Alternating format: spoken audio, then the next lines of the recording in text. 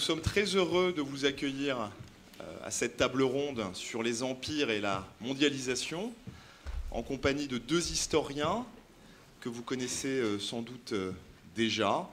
Ils se rencontrent pour la première fois aujourd'hui, donc c'est un grand moment historiographique auquel vous allez assister, enfin du moins je l'espère. Ça sert aussi à ça, Blois.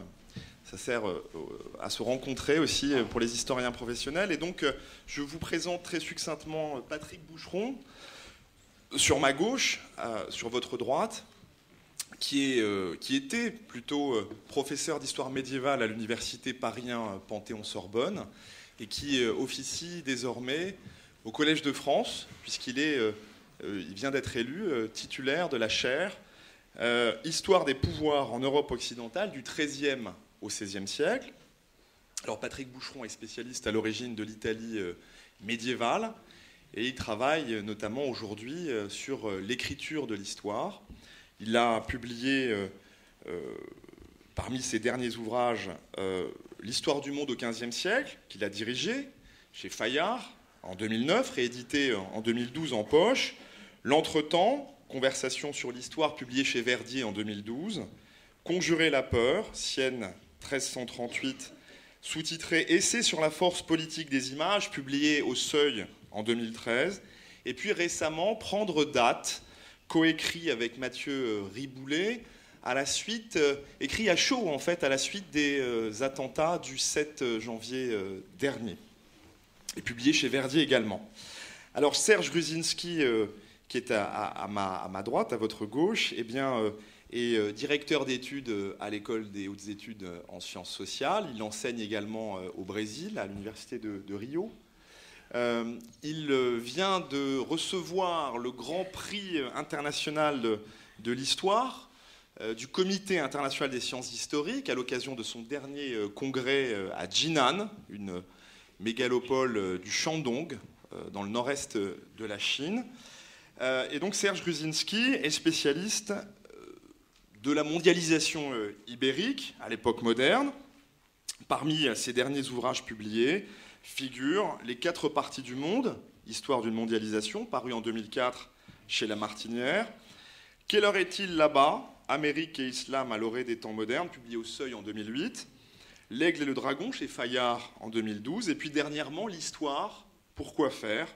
Chez Fayard en 2015. Alors, cette courte énumération bibliographique révèle des centres d'intérêt communs, notamment l'histoire connectée, bien sûr, mais également une même préoccupation pour, disons, le rôle social de l'histoire et de l'historien dans le monde d'aujourd'hui.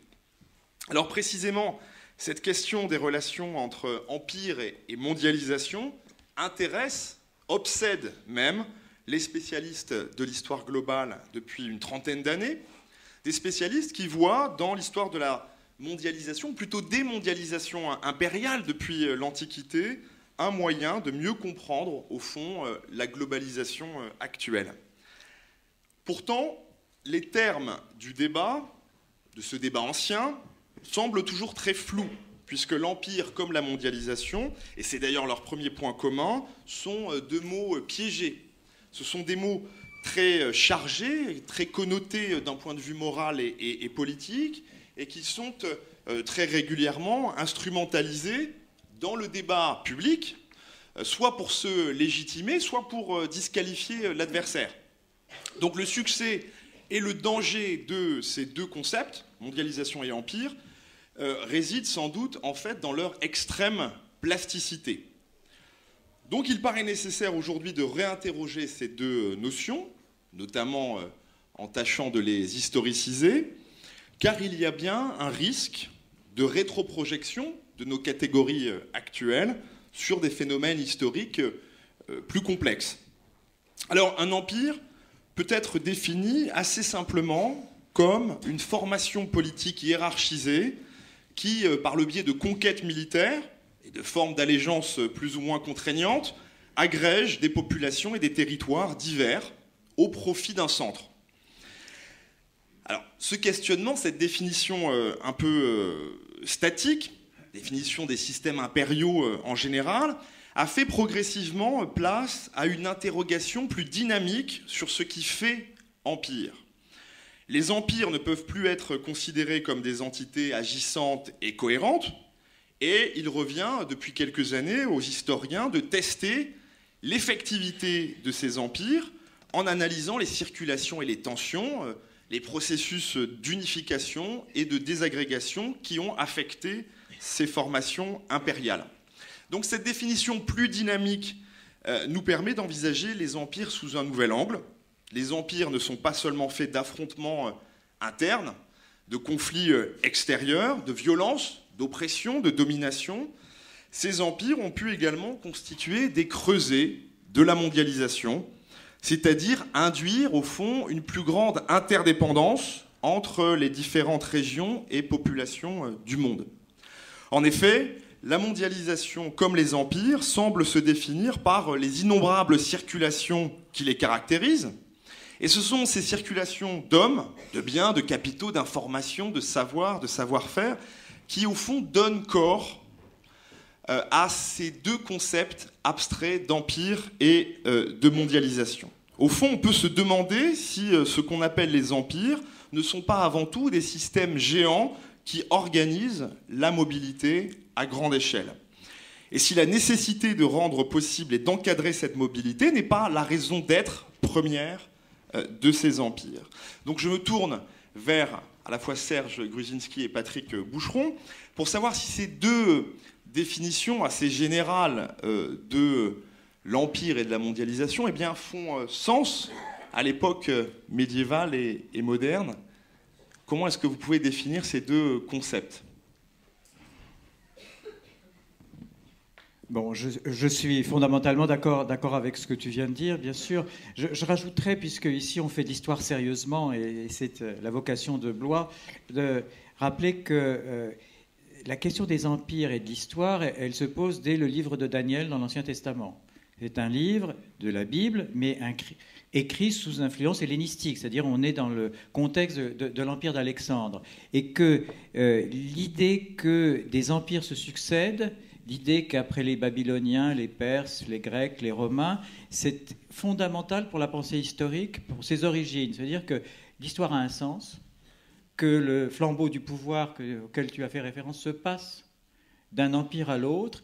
Et donc, cette idée de transfert d'un empire à l'autre a été une des premières expressions du sens du mouvement historique. Ça veut dire, et je m'arrête là, que cette réflexion sur les empires, elle est extrêmement ancienne. Quand on parle d'histoire globale ou de mondialisation, c'est quelque chose de tout à fait récent, tout au moins au niveau de la discussion. Quand on parle d'empire, c'est un outil de l'historien qui est extrêmement ancien, puisqu'il remonte à plusieurs siècles avant le Christ et qu'il a été constamment utilisé et réutilisé pour expliquer le flux et le cours de l'histoire. Oui, tout à fait d'accord. C'est un outil que nous avons, au fond, aujourd'hui à disposition et qui vient d'une longue histoire, mais que l'histoire n'a jamais cessé de transformer également. Et c'est cela qui rend la rétroprojection nécessaire, puisque après tout, manier des anachronismes contrôlés, c'est notre métier, mais en même temps un peu périlleuse. C'est important, me semble-t-il, ce que vous avez dit l'un et l'autre, c'est d'abord que par le concept de mondialisation, c'est-à-dire le fait, ou de globalisation, c'est-à-dire le fait qu'il n'y a plus, au fond, qu'un seul empire, parce qu'il n'y a plus qu'une seule emprise, au sens de Négri et de Hart, c'est-à-dire que, évidemment, c'est le système monde. À partir de ce moment-là, mondialisation ou globalisation sont des mots qui désignent à la fois des phénomènes, mais surtout les discours qui les justifient, ou qui leur font des procès, mais en tout cas qui portent sur le devenir historique un jugement moral. Donc, de ce point de vue-là, on va essayer peut-être, même si je suis d'accord avec vous, il va falloir aussi, comment ne pas penser aujourd'hui à un monde qui a été d'abord obsédé par ce que Ronald Reagan appelait l'empire du mal, au moment où au cinéma on en voyait pas mal, et qui aujourd'hui est hanté par d'autres formes impériales. Non, je pense justement, je suis tout à fait d'accord avec vous deux, bien entendu.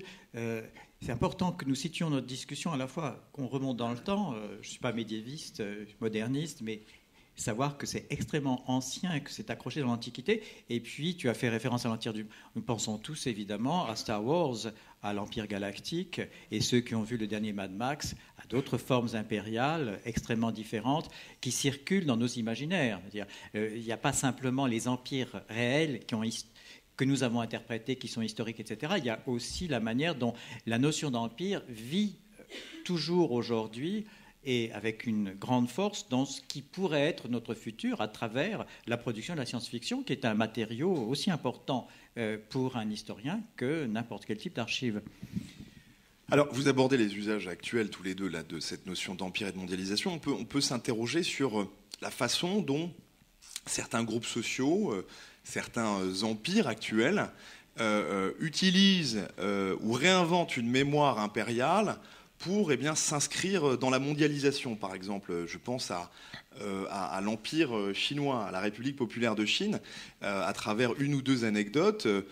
Par exemple, Hu Jintao, le président de la RPC, en 2003, lorsqu'il se rend en Australie et qui prononce un grand discours devant le Parlement australien, la première référence historique qu'il invoque, c'est Zheng He, le grand voyage de Zheng He, cet amiral musulman arabophone de l'Empire chinois qui, à la tête de 300 jonques, au début du XVe siècle, a effectué une série d'expéditions jusqu'en mer Rouge, en passant par l'Asie du Sud-Est. Et donc ce qui est intéressant, c'est que le président chinois de l'époque affirme devant ce Parlement australien que Zheng He a découvert l'Australie avant les Européens. Il se fonde notamment sur les travaux d'un pseudo-historien, Gavin Menzies, qui lui-même a utilisé des faux, notamment une fausse carte, pour démontrer que Zheng He aurait découvert l'Australie et les États-Unis, l'Amérique plutôt. Et ce qui est intéressant, c'est que par là même, le président de la Chine explique que les Chinois ont construit l'Australie avant même les Européens, de la même façon qu'aujourd'hui, d'ailleurs il y a quelques mois, Li Keqiang, qui est Premier ministre de la Chine, s'est rendu en Amérique latine, a effectué une immense tournée en Amérique latine de plusieurs jours, et il explique au Pérou et au Brésil que les Chinois sont présents sur place depuis la fin du XIXe siècle, à travers les 140 000 coulis qui ont construit les chemins de fer, et que cette présence ancienne de la Chine justifie aujourd'hui l'empire informel chinois en Amérique latine, et justifie notamment la construction d'une route ferroviaire transcontinentale. Pourquoi ? Pour transporter les matières premières du Brésil vers la Chine. Donc, que pensez-vous de ces usages contemporains, de cette mémoire impériale ? Mais moi, je pense à quelque chose qui te concerne directement, parce qu'il y a aussi, Menzies raconte comment la Renaissance arrive sur les bateaux chinois à Florence au XVe siècle. Et qu'en fait, non seulement les Chinois, et c'est passionnant, ces manipulations des passés, ont découvert l'Amérique, créé l'Australie, mais qu'en plus, que toute la Renaissance italienne vient de la Chine. Alors ça nous fait sourire. Il ne faut pas oublier que ce sont nous, Européens, qui avons manipulé l'histoire du reste du monde pendant les derniers siècles. Ça vous fait tous sourire. Simplement, j'étais encore dans un aéroport il y a 3 jours. Les livres de Menzies sont tous là, disponibles partout et dans toutes les langues. Je veux dire, nous deux ou nous trois, nous ne sommes pas grand-chose par rapport à la force qu'ont ces gigantesques bobards, mais qui ont derrière une puissance qui est la Chine, qui essaie de se situer dans la mondialisation en disant on a découvert l'Amérique mais on ne l'a pas conquise parce qu'on est des gens gentils, on a découvert l'Australie mais on n'a pas conquise parce qu'on est des gens sympathiques, et en plus on vous a refilé la Renaissance italienne et vous n'êtes pas capable de le reconnaître. Je veux dire, alors je ne pense pas qu'il faille, on peut sourire si vous voulez, mais ça peut devenir extrêmement dangereux.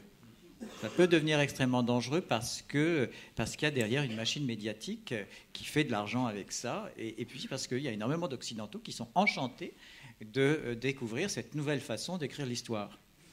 Oui, parce qu'au fond, l'Europe n'a aucun privilège d'explicitation du monde, pas même celui de l'ethnocentrisme. C'est ça qu'il faut comprendre. C'est-à-dire que le sinocentrisme n'a pas grand-chose à envier, effectivement, aux heures glorieuses de l'européocentrisme, sinon qu'effectivement, il est venu à son heure exacte, c'est-à-dire à un moment où, au fond, l'histoire chinoise contemporaine en avait le plus besoin, parce que c'est ça qui est tout à fait intéressant avec l'histoire des expéditions de Zheng He, c'est qu'on assiste par rapport à leurs souvenirs à une inversion mémorielle pendant très longtemps, et à commencer par exemple en 1433, au moment où ça s'arrête brutalement, ça s'arrête avec une damnatio memoriae, comme on dit en chinois, hein, excusez-moi.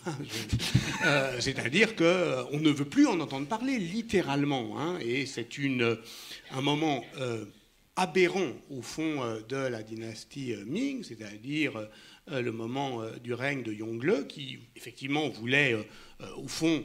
qu'est-ce qu'il voulait exactement? D'ailleurs, on n'en sait pas grand-chose. Mais en tout cas, ce qui est certain, c'est que l'idée d'expansion diasporique des marchands chinois à travers le monde au XVe siècle n'est absolument pas valorisée par le pouvoir mandarinal. Au contraire, ils sont considérés comme des renégats. Bon.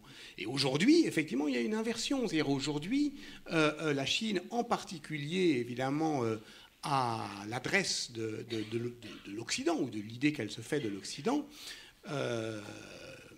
nous délivre des leçons d'histoire, dont la plus éclatante par rapport aux expéditions maritimes, qui auraient été au fond le moment de la sinisation manquée du monde, où ils auraient pu, mais ils n'ont pas voulu.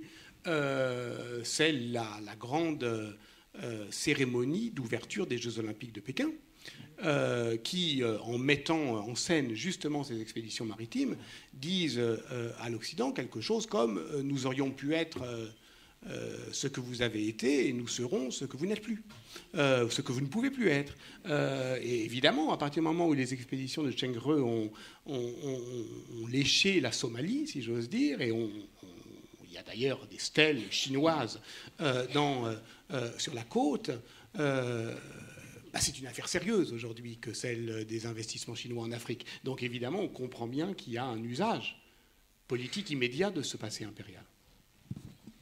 Oui, alors c'est un exemple très intéressant parce qu'au fond, on voit bien qu'à travers cette histoire contrefactuelle de Zheng He, eh bien, surgissent la perspective d'autres mondialisations. On voit bien que d'autres mondialisations étaient possibles. C'est une expression que vous utilisez dans l'histoire du monde au XVe siècle. Et donc ça pose au fond la question de la mondialisation chinoise au XVe siècle naturellement, mais ça nous oblige, nous, à décentrer notre regard par rapport à la mondialisation du XIXe et du XXe siècle en essayant d'envisager des mondialisations extra-européennes. Alors des mondialisations extra-européennes, nous en comptons de nombreux exemples. Vous parliez de la Chine. Avant les Ming, eh bien, il y a une forme de mondialisation mongole qui a été bien étudiée par un Jack Weatherford qui a publié un livre sur Gengis Khan. Gengis Khan et la fabrication du monde moderne, où il explique eh bien, comment, au fond, un homme des steppes très modeste, relégué au banc de son clan, eh bien, a pu, en 25 ans à peine, conquérir un immense empire, hein, de la Corée à Moscou, en passant jusqu'aux confins de l'Europe. Et il montre au fond comment les Mongols, notamment en s'appuyant sur des techniques logistiques extrêmement élaborées et efficaces, notamment les Mongols construisent des ponts un peu partout dans leur empire, eh bien, connectent ces différentes régions du monde et transfèrent assez systématiquement eh bien, des pratiques culturelles, des objets, par exemple la consommation des nouilles de l'Est vers l'Ouest, le thé, les cartes à jouer, etc. Donc on voit bien, à travers cette expansion mongole, comment eh bien, s'effectue une mondialisation qui n'est pas irénique, naturellement, hein, même si on retrouve, à travers cet exemple de l'empire de Gengis Khan, eh bien, une des particularités peut-être des empires historiques, si je puis dire, par rapport aux empires actuels, la question de la politique de la différence, de la protection des minorités, de la protection des libertés, ce qu'on appellerait aujourd'hui les libertés religieuses. C'est un point très important dans la politique de Gengis Khan, qui n'hésite pas à fabriquer des églises, à financer la construction d'églises chrétiennes en Chine, hein, et d'écoles coraniques en Russie. Bon. Donc est-ce que vous avez des éléments sur ces questions de mondialisation extra-européenne? Est-ce que c'est un point important aujourd'hui dans l'historiographie? Je voudrais rebondir sur justement ce XIIIe siècle, mais si moi je ne suis pas médiéviste, ou un tout petit peu médiéviste, ce qui est intéressant quand on travaille sur l'évangélisation de l'Amérique latine, la christianisation du Mexique, du Pérou, etc., c'est qu'on voit, et on me corrigera si je me trompe, on voit au XIIIe siècle l'ordre des franciscains mettre au point ce qui va être la mission. C'est-à-dire que les franciscains sont devant cette espèce d'Eurasie contrôlée où on circule assez facilement et se mettent en tête de christianiser ce monde-là. Ils vont échouer. Ils vont échouer complètement. Mais cette expérience va être ensuite reprise de l'autre côté de l'Atlantique pour l'Amérique, pour les Indiens. Et c'est là aussi, je pense, où on peut, finalement, on peut établir des liens entre cette mondialisation mongole et la mondialisation ibérique, où, fort de cette expérience, première expérience de la mission, qui veut dire pas simplement prêcher, baptiser, mais aussi comment on décrit des populations qui ne sont pas européennes.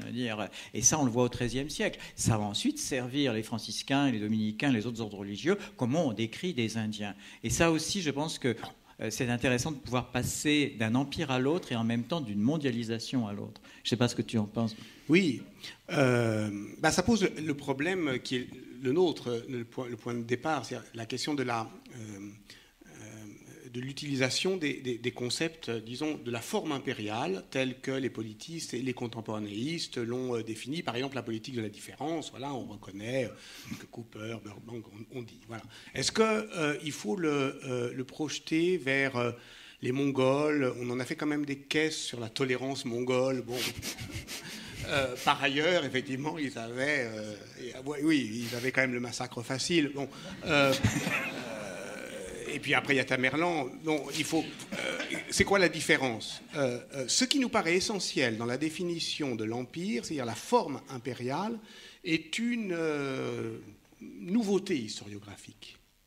Je suis assez frappé, par exemple, j'ai repris dans ma bibliothèque les vieux bouquins, Maurice Duverger, le concept d'Empire, qui était le premier, 1980, je crois, le premier tour du monde, en fait, en longue durée des empires. Et Paul Veyne, qui écrit Empire romain, dit bon, ce qui est absolument insignifiant dans la définition de l'empire, c'est son mode de gouvernement. Or, aujourd'hui, on considère la forme impériale comme une consistance gouvernementale. Pourquoi il dit ça? Parce que, justement, ce qui l'intéressait, c'était ce dont Serge Gruzinski vient de parler, c'est-à-dire la translatio imperii. Imperium, en latin, ça veut d'abord dire un certain type de pouvoir, et un pouvoir qui côtoie le sacré et qui est effectivement, d'une certaine manière, destiné justement soit à se translater, soit, donc il y a des Roms et des nouvelles Roms, hein, jusqu'à Moscou, soit au contraire à se figer. Et c'est précisément pour lutter contre cette idée de la translatio imperii que des formes médiévales naissent en Europe. Le Saint-Empire romain germanique, qui, comme son nom l'indique, sacralise, hein, sacré, au fond, territorialise et à la fin germanise l'idée d'empire. Et puis tous les rois qui vont se dire empereurs dans leur royaume, à commencer par exemple par le roi de France, mais dont les modernistes nous montrent qu'en réalité, surtout depuis Louis XII, ils ont un rêve impérial qui est beaucoup plus important qu'on le pense. Mais voilà que je ne parle pas de médiéval. Donc juste un mot sur les Mongols. Bien sûr, ce qui est intéressant, c'est qu'on voit très bien d'où l'intérêt, effectivement, de manier implicitement ou explicitement les contrefactuels.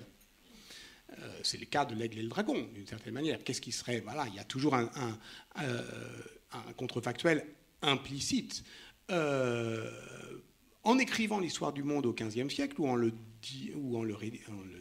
dirigeants pour ma part, au fur et à mesure qu'on construisait une histoire plurielle, complexe, on compliquait le problème. C'est-à-dire qu'on peut reprocher effectivement à ce livre son obscurité, parce qu'en tout cas, si on le lit de bout en bout, plus on le lit, moins on comprend pourquoi, ultimement, c'est quand même des Portugais qui vont sauter le pas. Parce que vraiment, ce n'était pas écrit. Et vraiment, l'Europe, plus on la compare, moins on lui trouve l'avantage comparatif à ce moment-là. Donc qu'est-ce qui s'est passé ?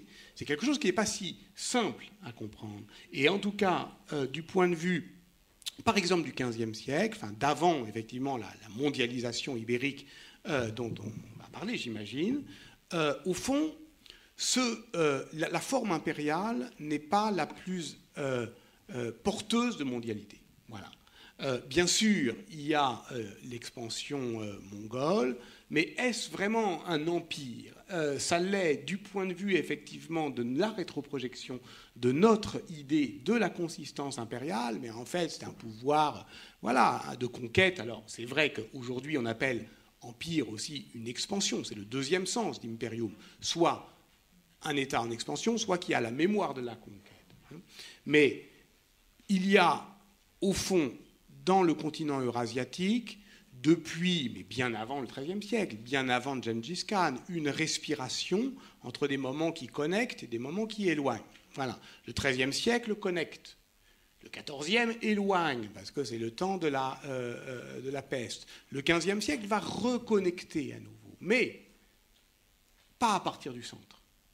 Et c'est ça qui est tout à fait frappant. C'est-à-dire que la seconde islamisation, pour parler comme Gabriel Martinez-Gros, elle se fait autour du centre effondré de l'islam.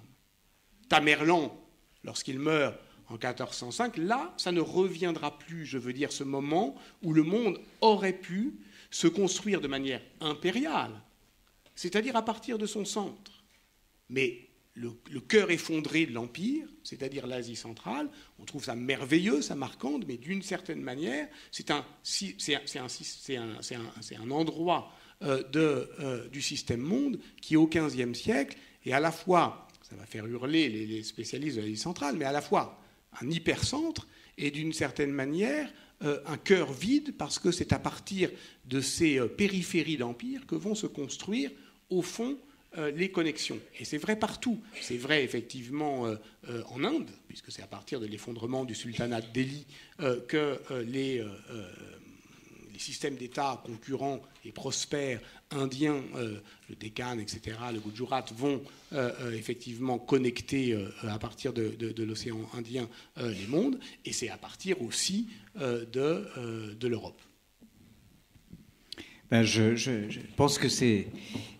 On a ici l'occasion de vous montrer, de discuter avec vous justement de ces rapports très forts entre ce passé apparemment aujourd'hui lointain et le présent.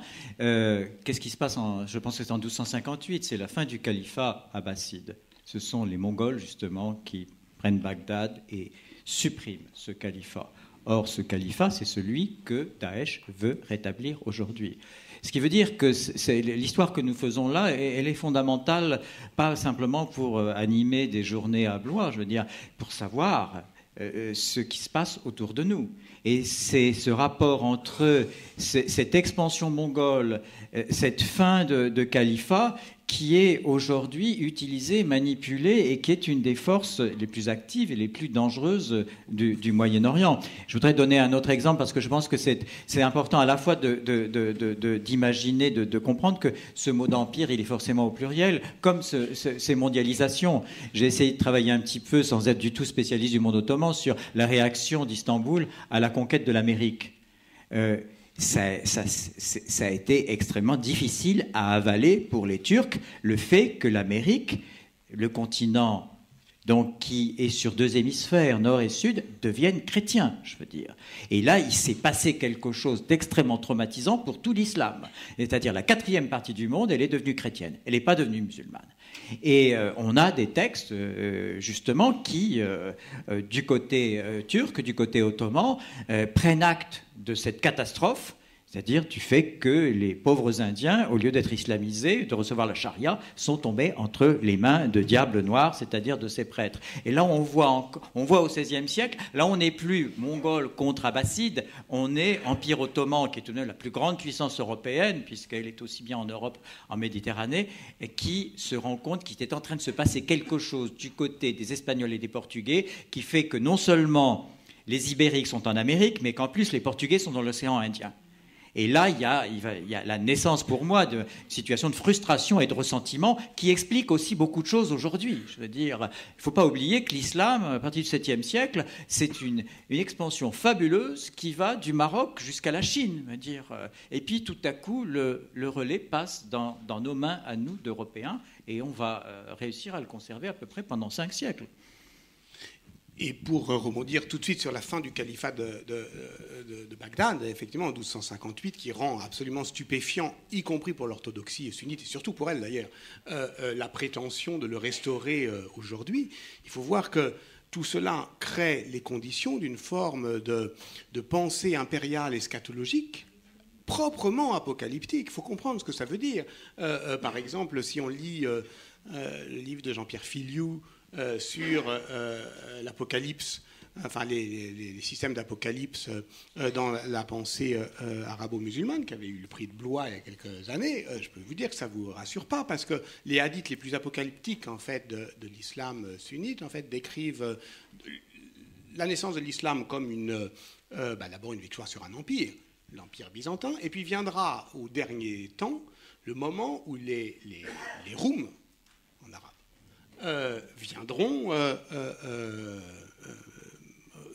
viendront attaquer l'islam. C'est ce qui se passe depuis une semaine. Oui. Voilà, c'est-à-dire qu'on n'envisage pas, on ne mesure pas l'importance dans cette pensée apocalyptique, impériale, islamique, ce que c'est que les bombardements russes, d'ailleurs ils bombardent aussi des villes byzantines, allègrement, et donc d'une armée qui est quand même qui est bénie par l'Église orthodoxe. Donc il faut imaginer les conséquences que ça peut avoir.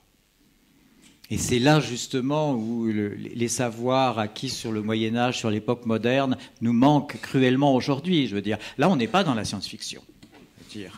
Et quand on parle d'éclatement de bombes, ça peut aussi bien se passer ici. Et c'est pour ça que cette connaissance du passé dans la longue durée nous paraît une urgence absolue. Je veux dire, si on n'est pas capable de faire cet effort, c'est pas si on reste dans une histoire locale, patrimoniale, nationale, je veux dire, alors là, on se condamne, même pas à la survie, mais à la disparition. Je veux dire, on est obligé par on a évoqué la Chine, je veux dire. Qui est de plus en plus présente en Afrique, mais aussi en Amérique latine. Je veux dire, on est obligé, c'est énorme, mais on est obligé d'avoir des repères, d'essayer au moins de comprendre ce qui nous arrive. Pour moi, un monde global, c'est un monde où il n'y a plus d'espace. L'espace est absolu, est complètement aboli. D'où ce défi pour nous, et c'est pour ça que des journées comme celle-ci sont fondamentales, pour essayer de prendre conscience qu'il faut que nous fassions cet effort. Je veux dire, au moins qu'on sache dans quel monde on est en train de naviguer et de vivre, et qui n'est plus du tout, malheureusement, le monde de la Troisième République ou du XIXe siècle, ni de la guerre 14-18, je veux dire. C'est fini, ça. On est ailleurs. Et c'est aussi en partie pour nous une question de survie, je veux dire, savoir qui nous sommes et où nous voulons aller. D'où c'est pas inutile d'être en 1258 ou de se balader dans cette Eurasie ou de regarder ce que c'est qu'Istanbul au XVIe siècle, parce que ça nous dit des choses sur aujourd'hui et ça nous donne des horizons qui nous aident à mieux regarder le monde autour de nous. Alors on comprend bien en vous écoutant la nécessité de transmettre cette histoire des empires et de la mondialisation impériale. Mais avant de la transmettre, comment l'écrire ? Comment l'écrire, puisque on voit bien que le risque, c'est de réifier les empires, de reproduire au fond inéluctablement ce discours de la translatio imperii, c'est-à-dire d'un discours de la domination des empires produit par les empires eux-mêmes, c'est-à-dire plus précisément produit par les élites impériales depuis l'Antiquité. Donc au fond, comment peut-on saisir ce processus de mondialisation impériale ou de démondialisation impériale concrètement par exemple en étudiant des parcours individuels, des trajectoires de groupes sociaux, des lieux particuliers, des lieux du cosmopolitisme. Je m'adresse à vous deux.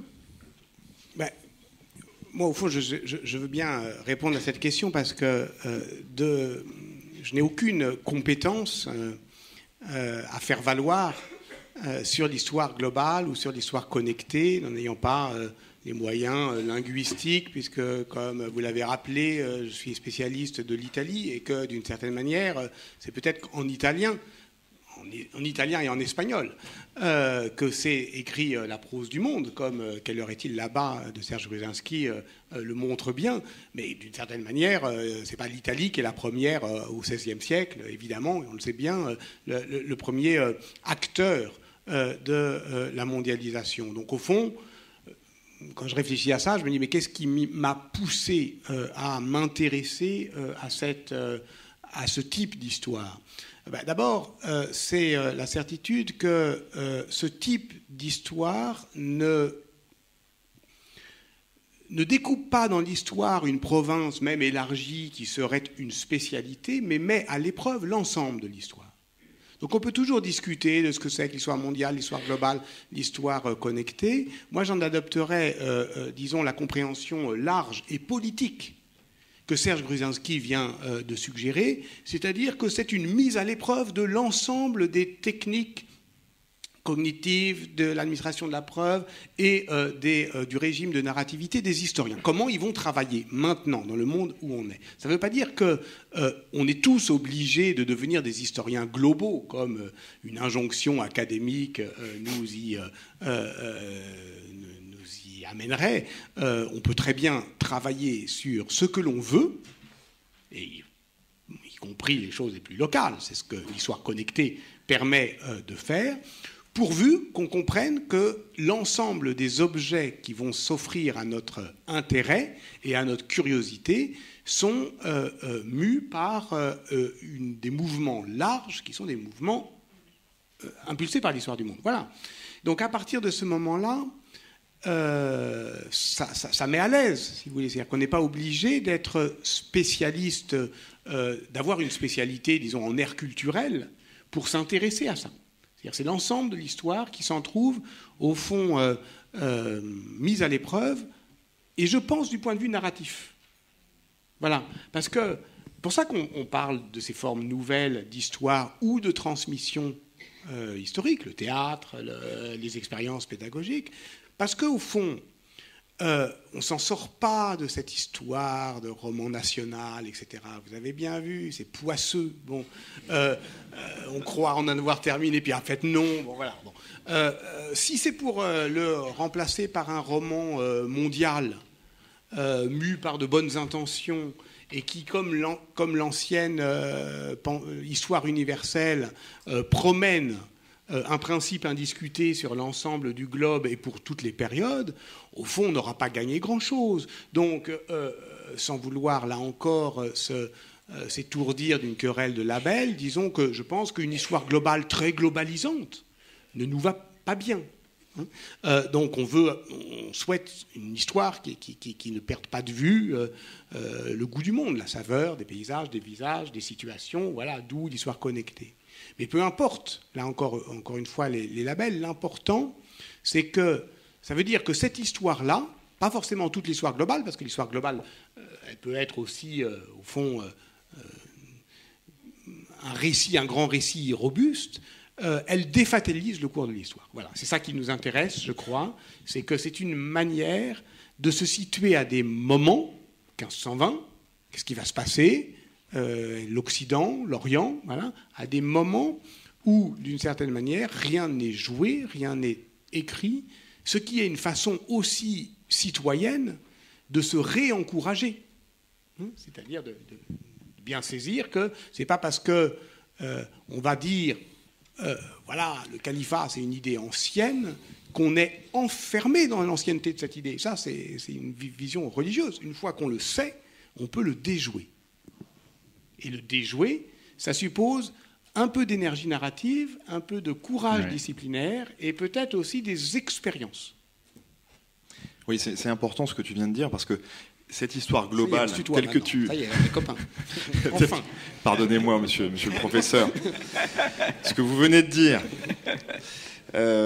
parce qu'au fond, l'histoire globale telle que tu viens de l'interpréter, eh bien, permet de défataliser l'histoire, c'est vrai, de réouvrir les possibles aujourd'hui, ça c'est fondamental, d'un point de vue politique au sens fort, mais c'est aussi une question d'honnêteté de la part de l'historien, qu'il soit professionnel ou amateur, puisque l'historien, lorsqu'il travaille, y compris sur des fragments d'histoire, eh bien, ces fragments d'histoire s'inscrivent forcément dans une histoire globale. Ils s'inscrivent implicitement dans une histoire globale, dans un récit qui n'est pas la plupart du temps explicité, hein, mais que justement, il convient d'expliciter. Serge, j'imagine que tu as, toi également, aussi des éléments à apporter. L'élément sur comment écrire ça, hein, comment faire sentir cela. Une question qui m'intéresse et qui intéresse beaucoup de monde, c'est comment on vit, qu'est-ce que c'est que le vécu de la mondialisation, qu'est-ce qu'on ressent, qu'est-ce qui se passe quand on se rend compte que le local, derrière le local, il y a le national, puis il y a l'Europe, et puis il y a autre chose. Je voudrais simplement vous donner une anecdote qui vient des archives, de dossiers d'inquisition au Portugal.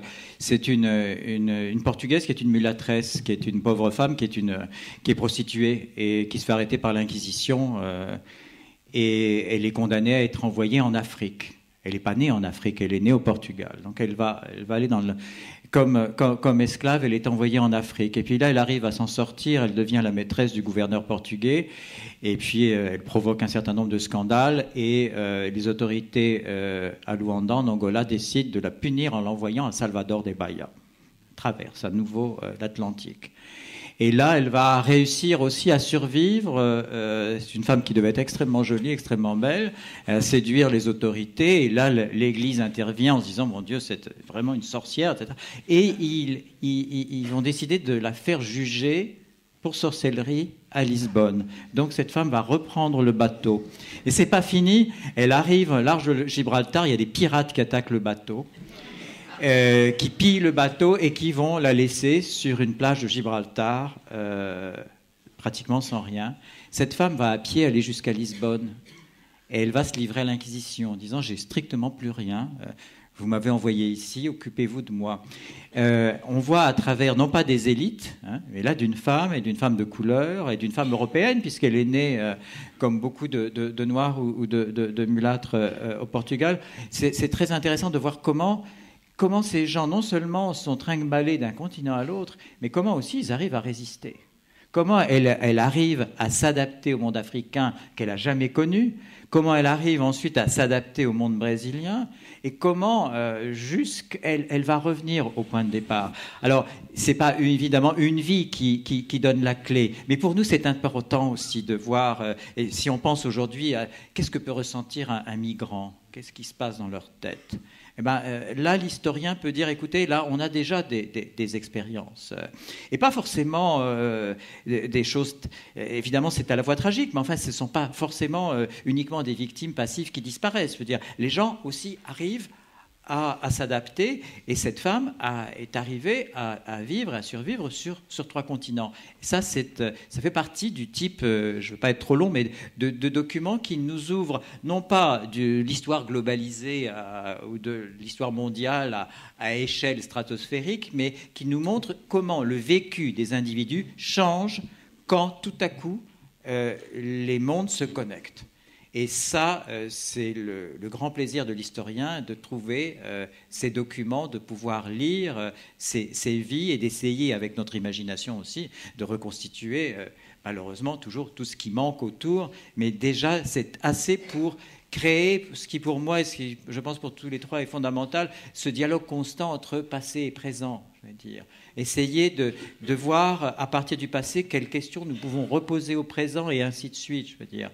Et Et ça ne veut pas dire qu'on élimine le local. C'est fondamental de comprendre que cette femme est avant tout une Portugaise de Lisbonne, et qu'elle va porter cette culture, ce patrimoine lisboète en Afrique, puis au Brésil, puis de nouveau retour à la case départ. Oui, et ça, cette manière d'écrire l'histoire pour la défataliser, c'est entendu, mais aussi pour la ramener à hauteur, non seulement d'hommes, comme on dit d'ordinaire, mais je dirais de conscience. Voilà, c'est-à-dire faire aussi une histoire de la conscience et de la conscience du monde. Puisque c'est une question de savoir si, quand on dit l'histoire du monde, est-ce que c'est l'échelle ou est-ce que c'est l'idée qu'on en a. C'est quelque chose de... Voilà. Ça veut dire que cette histoire, elle n'est pas seulement défatalisée, elle n'est pas seulement ramenée à hauteur d'acteurs, mais elle devient vernaculaire, quoi. C'est-à-dire que, oui, on peut continuer à parler de Gengis Khan, de Tamerlan, puis Magellan, puis voilà, mais au fond, alors ce qu'il y a de commun, en revanche, à toutes ces nouvelles historiographies impériales, quelle que soit l'époque de leur enquête empirique, c'est l'attention portée aux intermédiaires, aux fonctionnaires locaux pour la monarchie ibérique, et aussi à tous les passeurs. Et là encore, les passeurs, il y a plein d'histoires aussi, de belles histoires méditerranéennes, de renégats, de contrebande, parce que vous comprenez, l'histoire glorieuse de la circulation des idées, c'est une histoire de trafic. C'est une histoire de contrefaçon. On n'échange pas les idées parce qu'on est d'un coup mu par une grandeur d'âme qui nous dépasse. Pas du tout. On joue son jeu. Et au fond, du point de vue, par exemple, de la crise des migrants, puisque nous en parlons, il y aurait une urgence, au fond, à faire une histoire locale. Pantelleria, le détroit de Sicile, Lampedusa évidemment, l'île de Kos, ce n'est pas d'hier. On peut faire une très belle histoire en longue durée de l'île de Kos, et de la manière dont ces frontières d'équilibre, qui sont souvent des frontières d'équilibre, deviennent, en cas de gros temps, comme le nôtre malheureusement, des frontières d'affrontement. Comment ça tourne ? Ça a tourné plusieurs fois, notamment au XVIe, XVIIe siècle. Et ce sont des histoires qui sont à la fois tragiques quand on voit effectivement ce qu'ont été ces grands foyers de civilisation et comment ils peuvent... Mais en même temps, je le répète, encourageantes parce qu'on voit que si l'histoire n'est pas fatale, ça veut dire qu'elle est réversible. Et ce sont des matériaux, je pense à tous ceux ici qui sont des enseignants, qui peuvent être relativement facilement utilisés dans des cours. J'ai une expérience sur laquelle je reviendrai demain, que je n'ai pas faite, mais qu'a fait un de mes collègues à Roubaix. Je veux dire, si vous parlez de la mondialisation de ces empires, mais à partir justement de ces expériences de vie, les adolescents peuvent s'identifier. Et donc, ils ne sont pas en train de mémoriser uniquement des faits ou des dates ou des principes généraux, mais ils sont en train d'être confrontés à d'autres expériences humaines. C'est-à-dire que ça permet, je veux dire, de dépasser le niveau du public cultivé ou le niveau universitaire pour dire des choses extrêmement complexes sur les métissages, sur les mélanges, à des jeunes qui ne sont pas souvent confrontés à ce genre de réflexion. Ça permet de faire une histoire qui oblige à la fois à découvrir des dimensions nouvelles, mais aussi à se poser des questions sur... je donne un exemple. Les pauvres Portugais ou les Espagnols qui sont sortis de leur campagne, qui sont arrivés, dans le cas des Espagnols, devant Mexico, Tenochtitlan, qui faisait 200 à 300 000 habitants, ils n'avaient jamais vu des villes comme ça. Et les Portugais qui sont arrivés à Nankin puis à Pékin, alors là c'est encore plus gigantesque. Qu'est-ce qui se passe entre ces individus qui sortent du petit Portugal ou de l'Espagne et qui se trouvent devant les phénomènes de villes non occidentales et qui sont gigantesques. Là, il y a une expérience aussi fondamentale qui est une forme de pré-mondialisation. Se trouver tout à coup projeté devant d'autres mondes urbains en plus. Ce ne sont pas des sauvages de l'Amazonie, ce sont des villes. Et ça, c'est aussi un matériel extrêmement intéressant à exploiter. Et songez même d'ailleurs, songez même à ces autres expériences de dépaysement qui ont été décrites par les voyageurs du XIIIe siècle, qui justement dans ce contexte de ce qu'on a appelé la paix mongole, qui amène un roi comme Saint-Louis à vouloir faire cette alliance de revers, la fameuse alliance de revers, qui est vraiment le mythe diplomatique par excellence, où on va aller chercher très au loin des alliés, donc là en l'occurrence le Khan mongol, pour reprendre en tenaille l'empire islamique. Et donc c'est le début effectivement des grandes expéditions à pied, il faut comprendre ce que ça veut dire, de Jean de Plancarpin, de Guillaume de Rubruck, etc., qui laissent leurs journaux de marche. C'est absolument fascinant, grâce au merveilleux travail d'Anacarsis à Toulouse. Jean de Plancarpin et Guillaume de Rubruck les voyages en Mongolie ont été traduits. Imaginez ce que ça veut dire, comme en étant proprement désorienté, quand Plancarpin se rend compte qu'il a marché si loin que Jérusalem est à l'ouest. Oui. Et que, au fond, ces expériences qui sont absolument fascinantes, qui sont des expériences que, effectivement, n'importe quel voyageur aujourd'hui peut faire dès lors qu'il se retrouve chez lui très loin dans un hub, dans un aéroport, d'une certaine manière, on voit par exemple que ces grands voyageurs de l'Eurasie, dès qu'ils se trouvent dans une cité marchande, même si c'est à Malacca ou à Hormuz, finalement c'est un peu comme chez eux, il y a des comptoirs, et voilà, ils peuvent pas, avec un locuteur arabe, ils vont se faire entendre. Bon, même en Inde, il n'y a pas de souci d'une certaine manière. Donc il y a des familiarités déplacés. Donc, d'une certaine manière, très loin, ils sont comme, au fond, des voyageurs archipélagiques, c'est-à-dire qu'ils retrouvent des îlots de familiarité très loin de chez eux, où ils peuvent s'y retrouver au sens propre. Mais ensuite, après, il faut le courage de la grande... Voilà, même chose. J'ai d'autres expériences pédagogiques à quelque niveau que ce soit avec ce type de texte. Alors après, on va en reparler cet après-midi, il y a un débat sur les programmes. Moi, je veux bien tout ce qu'on veut, mais qu'on nous dise pas, vous allez les paumer, vos élèves. On ne les paume pas lorsqu'on leur raconte ce genre d'histoire, lorsqu'on leur fait travailler. On ne les désoriente pas. Ça, c'est quelque chose, on peut discuter calmement, mais pas sur ces bases-là. C'est-à-dire que nous savons, mais c'est un nous large, qui est le nous de Blois. C'est le lieu pour dire ça. Nous savons, ceux qui effectivement ont des pratiques pédagogiques, que c'est une des manières de répondre à la question à quoi ça sert l'histoire. Alors le temps file et...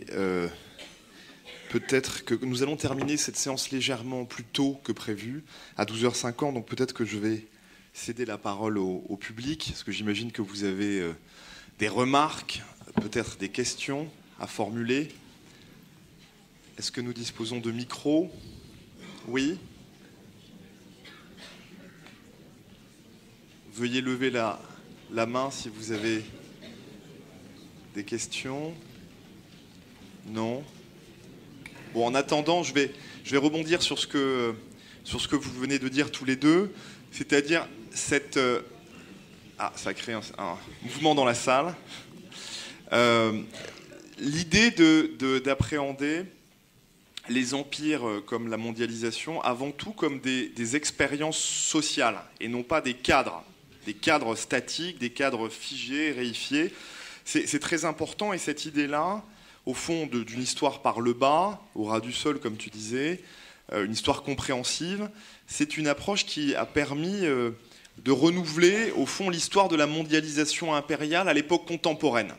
Parce que cette question de la mondialisation dans le cadre des empires coloniaux a véritablement obsédé. C'était une obsession des historiens, non pas français, mais des historiens anglophones, dans le cadre de l'Empire britannique.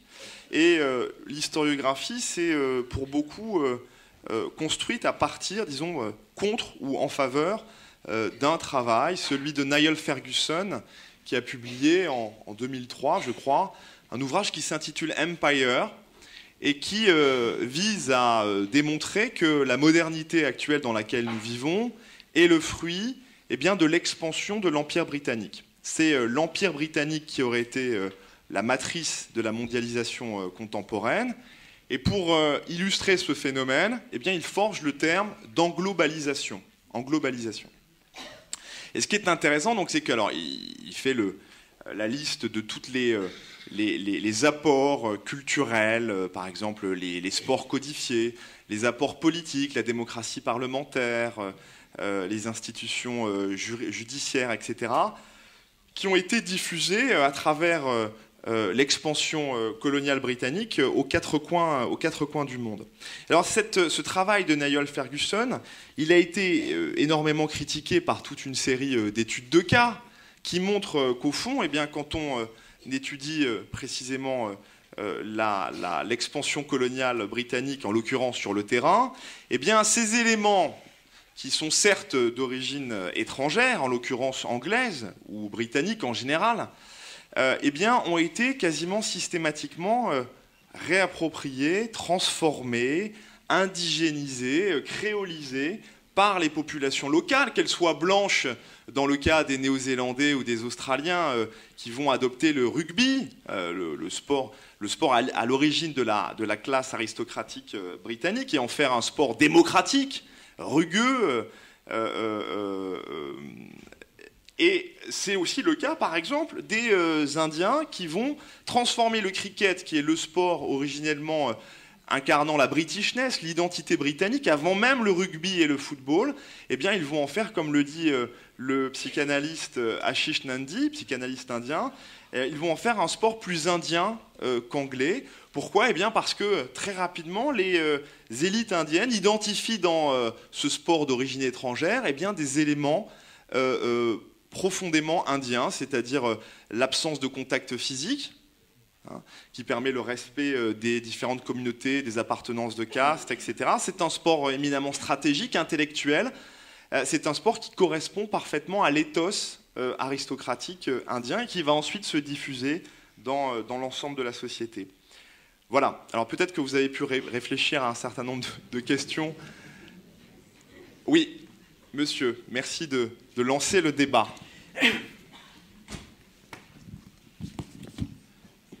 Merci bien. Oui, effectivement, il faut que quelqu'un se lance, donc je me jette. Je voulais vous poser la question entre justement les religions en général dans le monde et face à la mondialisation. Qu'est-ce que vous en pensez ? Peut-être, je vais en même temps essayer de vous répondre et rebondir sur ce que mon collègue vient de dire. S'il y a des catholiques encore dans la salle, je pense qu'ils doivent avoir une reconnaissance énorme pour l'Amérique latine, puisque c'est grâce à l'Amérique latine que le catholicisme non seulement nous donne un pape, mais se maintient vivant et actif. J'enseigne en Amazonie à Belém do Pará. Dimanche prochain, et il y a la grande fête de la Vierge Notre-Dame de Nazareth. Il y aura c'est un pèlerinage, il y aura 2,5 millions de personnes. On n'en parle pas du tout du côté occidental. C'est autant qu'à la Mecque. Ça va être la grande fête de samedi et dimanche. Là, on a ce que tu as décrit, l'appropriation, l'universalisation finalement du catholicisme et le fait que quand on parle de crise de la religion, que ce soit au Mexique ou au Brésil, les gens vous regardent en disant « mais crise de quoi ?» Et c'est intéressant de voir comment un produit qui vient du monde méditerranéen et qui est exporté à partir de l'Espagne, du Portugal, à partir de l'Europe occidentale, finalement, ici, est dans un état de stagnation, de mort suspendue. En Amérique latine, pas du tout. Parce que, justement, il ne faut pas oublier, mondialisation, ça se joue toujours à plusieurs. Et que là, même si la greffe a été faite dans des conditions de colonisation, d'imposition, etc., elle fonctionne d'une façon, extraordinaire. quand vous êtes au Brésil, en dehors des grandes villes, si vous dites que vous ne croyez en rien, les gens vous regardent d'un drôle d'air. Quand vous appartenez à la classe moyenne, vous êtes immanquablement catholique, et si vous êtes pauvre, vous êtes immanquablement protestant. Espace entre les deux, il n'y en a pratiquement pas. Et c'est très surprenant, évidemment, pour un Français, pour nous, d'arriver dans des sociétés où la filiation religieuse reste fondamentale et où l'Église reste une force, je ne suis pas en train de défendre l'Église, mais l'Église reste une force culturelle gigantesque. Le président Lula, le premier geste qu'il a fait quand il a pris les rênes du Brésil, c'est de recevoir les franciscains et de baiser l'image de Saint François. Je veux dire, on est, pour nous, c'est médiéval, je veux dire. On est dans un autre pays, dans un pays émergent, et nous avons vu tous les deux, nous étions à Jinan en Chine, l'importance extraordinaire de Confucius dans la Chine d'aujourd'hui, je veux dire. D'où l'importance de votre question et de cette dimension religieuse qui est... dont nous avons ici, perdons complètement l'habitude et qui nous paraît exotique alors qu'elle est extrêmement forte, fût-ce aux États-Unis, je veux dire, où les fondamentalismes sont extrêmement, extrêmement puissants. Tu veux dire un mot ? Non, je suis... C'est effectivement une très bonne question parce que d'une certaine manière, à partir du moment dans une ambiance chrétienne, mais pas seulement, l'idée d'impérium a été en fait recouverte par l'universalité religieuse. Voilà. Et après, la question, c'est une question complexe parce que au fond, la manière dont l'islam pense l'universalisme n'est pas exactement celle avec laquelle la catholicité se pense comme universelle. Précisément parce que catholique et universel sont des mots, le premier est grec, le deuxième latin, et qui veut dire à peu près le contraire, puisque catholique, c'est ce que saint Paul dit, nous serons tous en Jésus-Christ, c'est-à-dire que c'est le tous qui devient un. Alors que l'universel, au contraire, c'est le un qui devient tous. C'est-à-dire, c'est une phase, c'est une expansion, et c'est une expansion indéfinie. Voilà. Donc, la question de l'empire, c'est la question des limites de l'empire. La question de l'emprise, c'est la question des limites de l'emprise. Et d'une certaine manière, les pensées religieuses ne sont pas toutes également armées pour, au fond, saisir un prosélytisme qui, lui, contrairement à une idée tenace, n'est pas sans borne. Voilà, c'est-à-dire qu'il y a toute une série de pensées religieuses, en particulier dans l'islam, mais aussi dans le catholicisme, qui donnent des bornes à l'universalisation. Oui, cette question de la religion est particulièrement intéressante parce qu'elle nous permet, vous l'avez dit tous les deux, d'aborder des exemples de mondialisation extra-européenne, musulmane, mais aussi bouddhiste. Pour l'Asie, à partir du 5e siècle, le bouddhisme se répand dans quasiment l'ensemble de l'Asie, de l'Asie centrale jusqu'au Japon, à travers les communautés marchandes et puis les moines soldats. Mais cette question de la religion comme moteur de la mondialisation et vice-versa nous invite aussi à nous pencher à revenir sur cette question de l'appropriation et de l'indigénisation. C'est-à-dire que le christianisme qui se développe dans le monde, qui s'étend dans une grande partie du monde, eh bien, à partir du XVIIIe siècle surtout et au XIXe siècle, en Afrique et en Asie, eh bien, est approprié et modifié. Le christianisme a donné les religions vaudou, des religions africaines inspirées du christianisme, et ça pose la question du syncrétisme. Pour un historien des empires coloniaux, eh bien, nous croisons un certain nombre de syncrétismes, plus ou moins baroques de notre point de vue, mais qui peuvent concerner des millions de personnes, comme par exemple le caodaïsme. Le caodaïsme, c'est une religion très importante du Vietnam. Il y a actuellement entre 6 et 7 millions d'adeptes aujourd'hui. C'est une religion qui est inventée en 1925-26 dans le centre du Vietnam par un administrateur colonial, mais qui est vietnamien, et qui entend des voix, et qui donc va créer une religion syncrétique en inventant un panthéon qui associe à la fois les grandes figures religieuses asiatiques, le Bouddha par exemple, mais aussi les grandes figures politiques européennes comme Lénine, les grands auteurs, Victor Hugo, Shakespeare, font l'objet d'un culte spécifique dans ce panthéon, sans oublier Jeanne d'Arc, qui est une figure réactualisée par le caodaïsme à partir des années, du milieu des années 1920. Voilà. D'autres remarques? Oui, monsieur. J'avais juste une question. Nous avons d'éminents historiens français. Il y a aussi, justement, quand on parle d'empire et puis de mondialisation, il y a des historiens du monde aujourd'hui qui émergent avec des débats. Je fais mention, par exemple, à un historien indien sur Vasco de Gama. Tout à l'heure, on a parlé de l'émergence des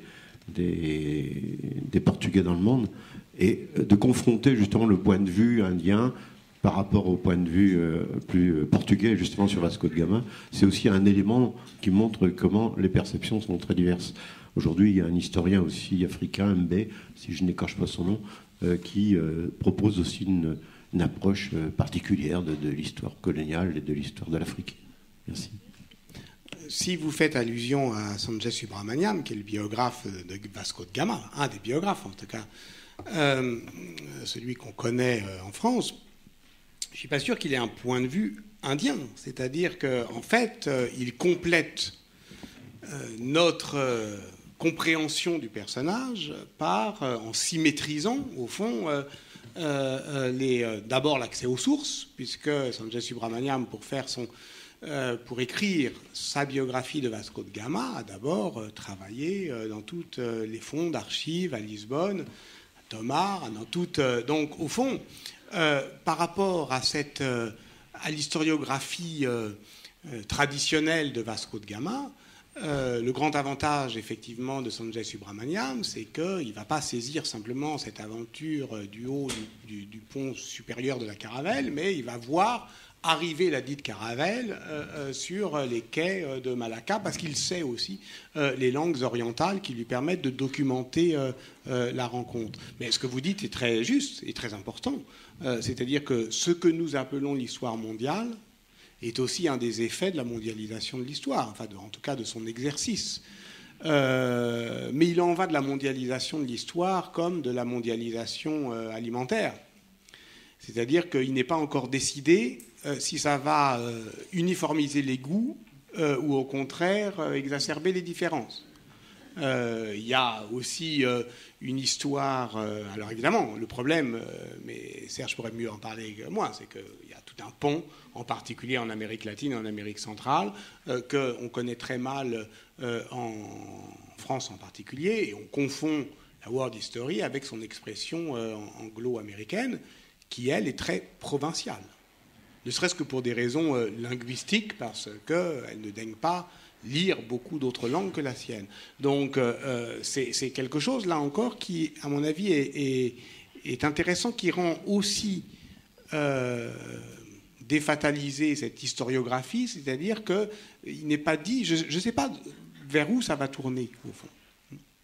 Non, ça veut dire, vous avez évoqué Sanjay Subrahmanyam, d'abord que nous, Européens, ou Anglo-Saxons, on n'a pas le monopole de la construction de la mémoire. C'est fini.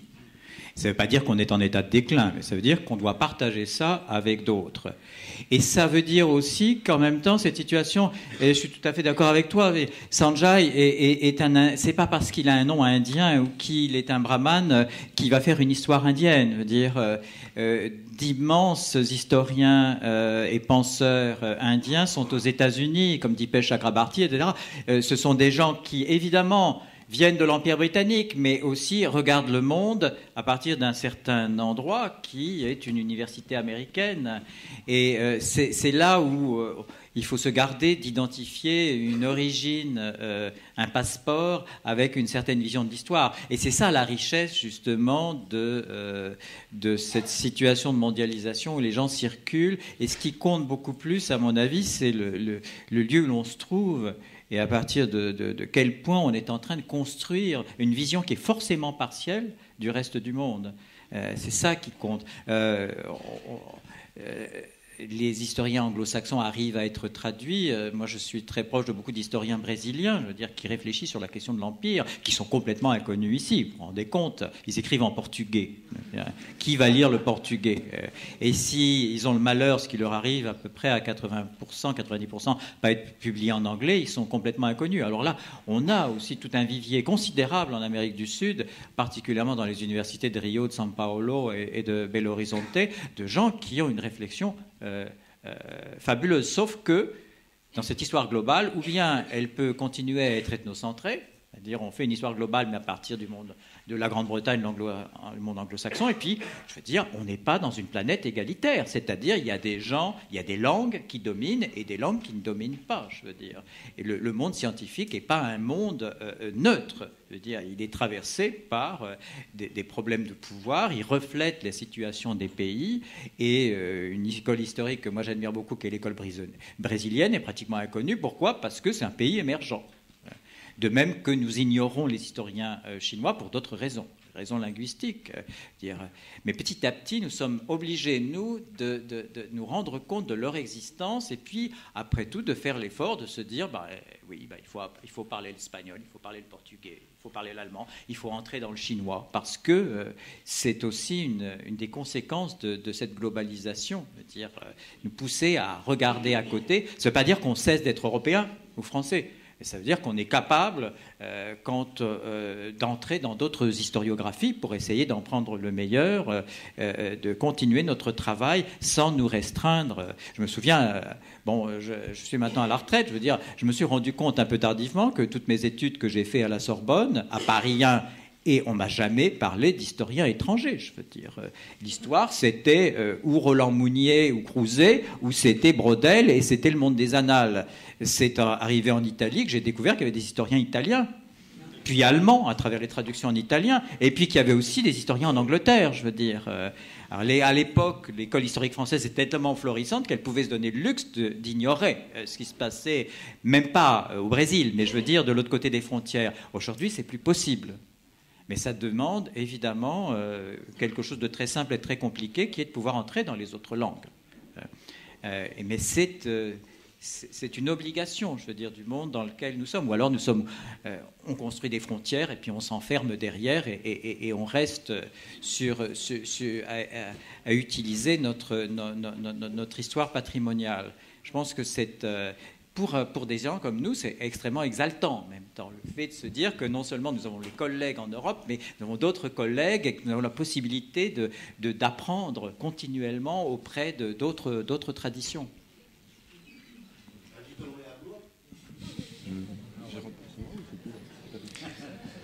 Merci, Monsieur Loris. Oui. Moi, j'ai une question à vous poser. Parce qu'en fait, lors de votre exposé, donc vous avez parlé des empires, de la mondialisation, etc. Et il y a un terme qui n'est pas apparu. Et alors, peut-être que vous allez pouvoir en dire un peu plus là-dessus. C'est le terme de capitalisme, en fait.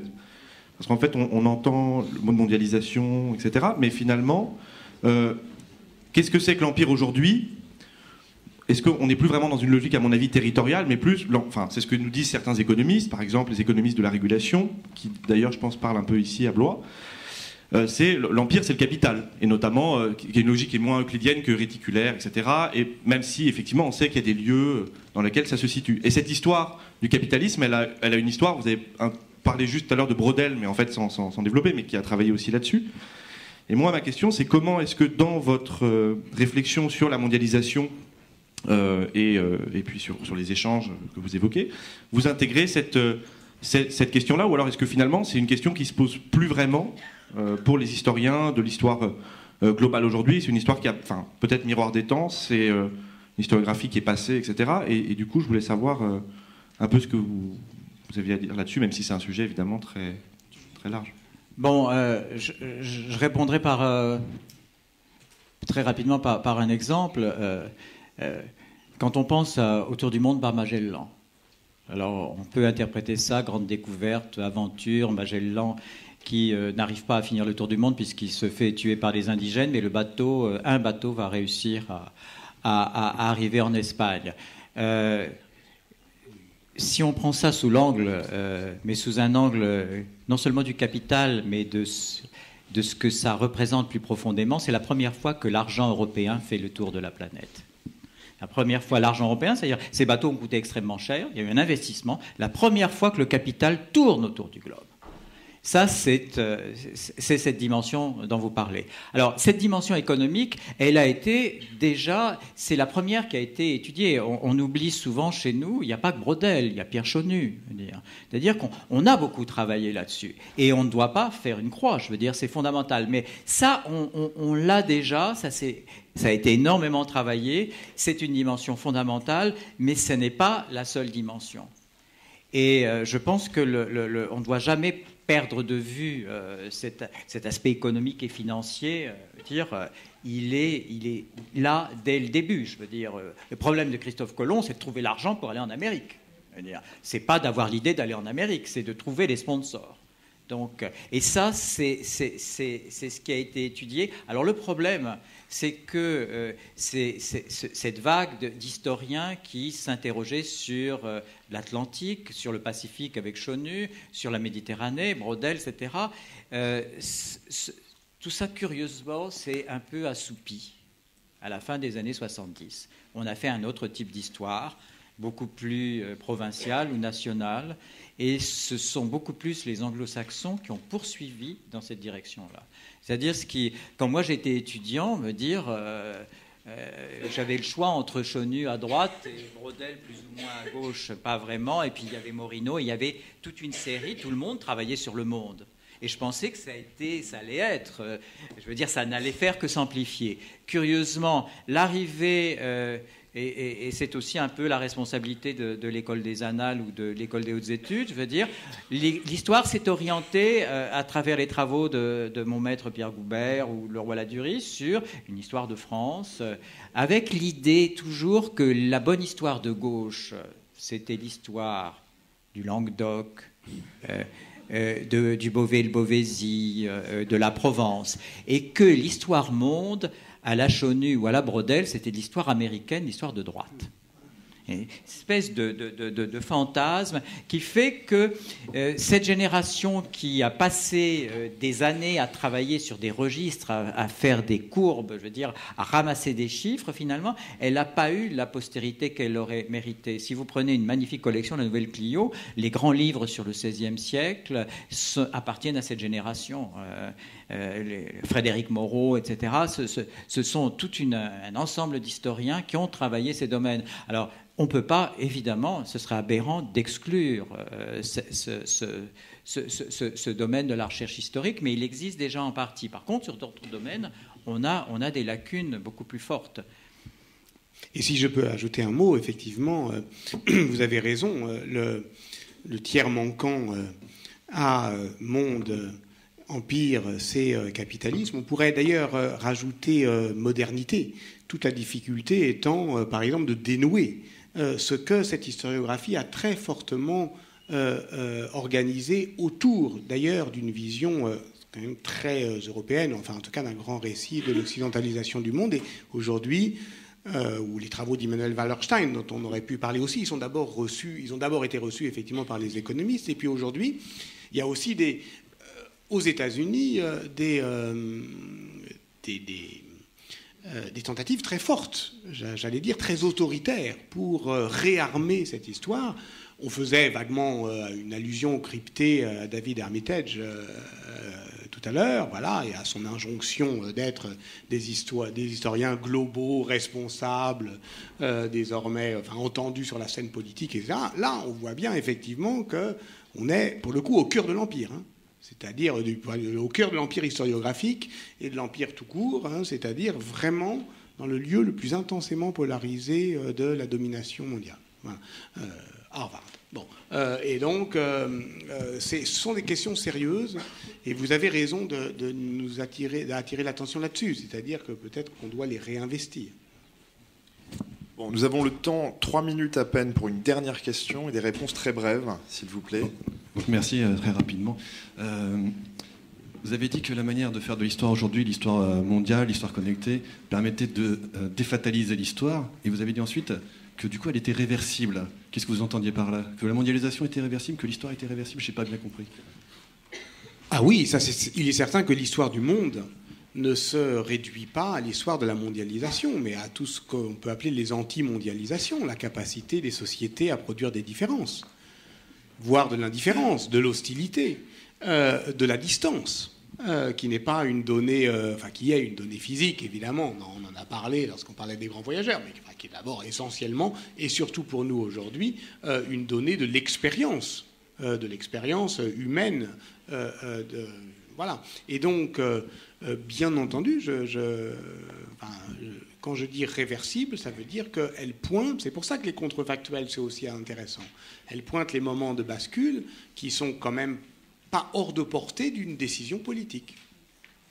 Que cette décision soit individuelle, alors qu'est-ce qu'aurait fait Tamerlan s'il n'était pas mort en 1405? Est-ce qu'il serait porté vers la Chine ou pas? Ou aujourd'hui, puisque c'est notre monde, collectif, politiquement collectif. Deux mots. Oui, simplement penser que d'abord mondialisation est au pluriel, et puis que, je veux dire, celles qui se sont succédées ont fini par se casser la figure. Je veux dire, ne serait-ce même la nôtre, je veux dire, la France de la Belle Époque, c'est une forme de mondialisation. Je veux dire, on parle français au Brésil, on écoute, on lit tous les auteurs français. Je veux dire, il y a eu un moment de mondialisation où notre pays a eu un rôle fondamental. À mon avis, c'est au moment de la Belle Époque, à la fin du 19e siècle. Et puis tout ça s'est progressivement endormi pour laisser place, par exemple, c'est évident pour nous tous, à l'anglais et à l'influence de l'Amérique, à l'américanisation, je veux dire. Donc, rien n'est linéaire. On a des choses qui se mettent en place et puis qui se cassent, et d'autres qui arrivent. Et en plus, rien n'est prévisible, je veux dire. On peut imaginer qu'il y a des chances que la sinisation remplace l'occidentalisation. J'espère que non, personnellement. Enfin bon, mais généralement, quand les historiens prédisent l'avenir, ils se trompent. Donc, heureusement d'ailleurs, parce que ce serait, je veux dire, c'est tout de même un petit peu une science et pas de l'astrologie. Bon, c'est sur cette note très positive de l'ouverture des possibles que nous clôturons le débat. Merci.